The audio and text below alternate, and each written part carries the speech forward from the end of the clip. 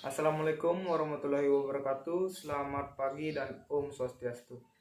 Pada kesempatan ini, saya akan sedikit menjelaskan tentang kasus-kasus pelanggaran hak dan pengingkaran kewajiban warga negara. Yang pertama yaitu penyebab terjadinya pelanggaran hak dan pengingkaran kewajiban warga negara.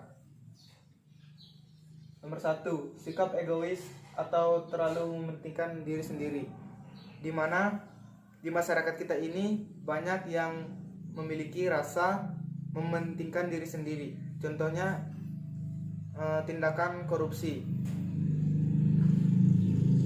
Lanjut, yang ke B, rendahnya kesadaran berbahasa dan bernegara, di mana di masyarakat kita ini banyak yang kurang mengetahui bahasa daerahnya sendiri. Lanjut ke C, sikap toleran. Sikap toleran ini contohnya kita harus menghargai umat agama yang sedang beribadah. Kita harus menghargai agama-agama lain. Lanjut ke D, penyalahgunaan kekuasaan, di mana kita sebagai pejabat, kita akan meningkatkan jabatannya si B, dan saya harus membantu si B dengan cara yang tidak baik. Ya, lanjut ke E, ketidaktegasan aparat penegak hukum. Itu contohnya seperti pelanggaran lalu lintas dan pelanggaran teknologi. Lanjut ke F, kasus-kasus pelanggaran hak warga negara. Contohnya yaitu 1, tingkat anak sekolah putus sekolah semakin tinggi. Yang kedua, tingkat pengangguran semakin tinggi. Yang ketiga yaitu penegakan hukum yang belum optimal. Yang keempat yaitu ada tindakan pelanggaran yang melibatkan agama.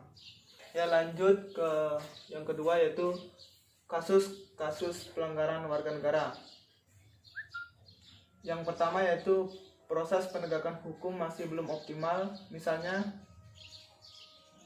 masih terjadi kasus salah tangkap, perbedaan pelaku, oknum aparat penegak hukum terhadap para pelanggar hukum, dan dasar kekayaan atau jabatan masih terjadi, dan sebagainya. Yang kedua yaitu saat ini tingkat kemiskinan dan angka pengangguran di negara kita masih cukup tinggi.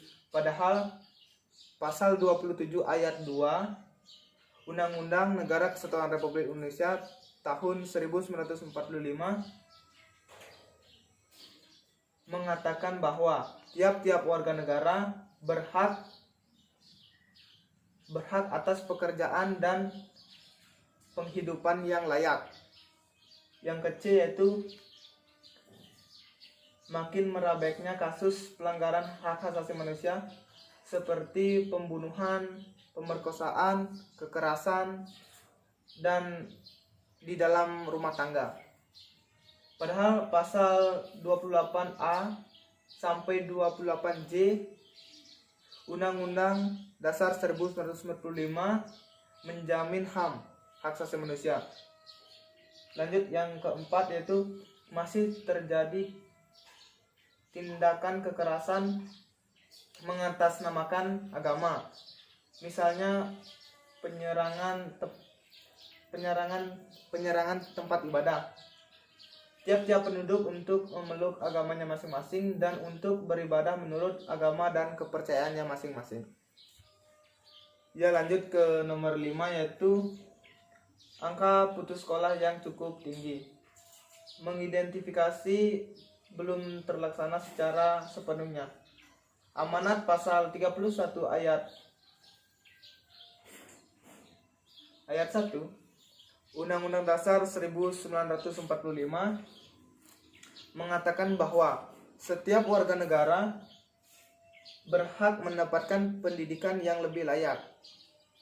Lanjut ke yang keenam, yaitu pelanggaran hak cipta. Misalnya perbedaan VCD atau DVD bajakan.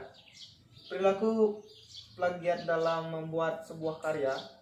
Contoh-contoh diuraikan atas membuktikan bahwa tidak terpenuhinya hak warga negara. Dikarenakan adanya pengingkaran dalam pembuatan kewajiban.